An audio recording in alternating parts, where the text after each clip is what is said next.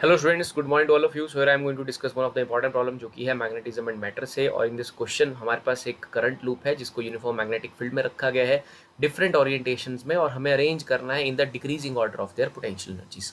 तो students, potential energy का जो एक्सप्रेशन रहता है वो रहता है minus M B cos theta. This is the formula to get the answer for potential energy, where B is the magnetic field और m is the magnetic movement.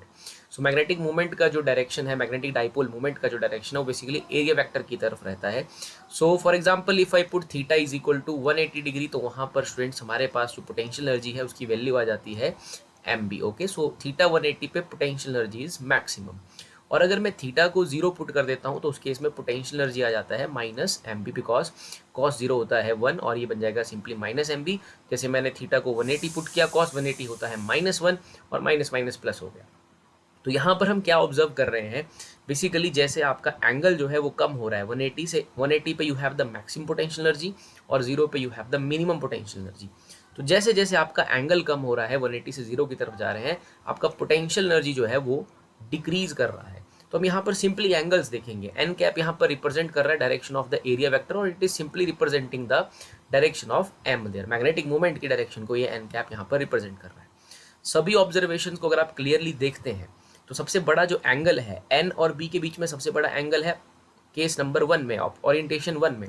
So theta 1 यहाँ पर सबसे बड़ा एंगल है, और थीटा 1 के बाद जो दूसरा एंगल है आप देख पाएंगे क्लियरली वो है थीटा 4, और थीटा 4 से जो छोटा है उसके बाद वो है अपने पास थीटा 2, और सबसे छोटा जो है ओरिएंटेशन वो है theta 3। So this is the maximum angle. हम देखा कि मैक्सिमम एंगल पर पोटेंशियल एनर्जी जो है वो सबसे ज़्यादा होती है, एंगल के रिड्यूस करने पर पोटेंशियल एनर्जी कम हो जाएगी। आप सिंपली वैल्यूज पुट करेंगे, you will get the answer. So theta 1 is having the largest angle hair.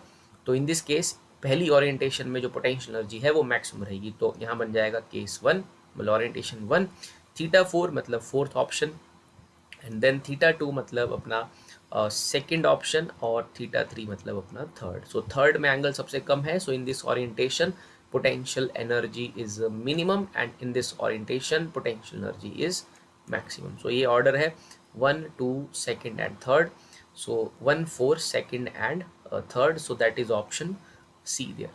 So it is simply that कि अगर जितना वो डाइपोल फील्ड की तरफ रहेगा उतना उसका पोटेंशियल एनर्जी कम रहेगा, और इट इज़ इन द वो उसमें स्टेबल इक्विलिब्रियम की तरफ रहेगा। और जितना डाइपोल फील्ड से अपोजिट रहेगा, डिफरेंट डायरेक्शन में रहेगा, तो उतना उसका पोटेंशियल एनर्जी ज़्यादा रहेगा, और मैक्सिमम तब रहेगा जब थीटा की वैल्यू 180 डिग्री होगी। Thank you.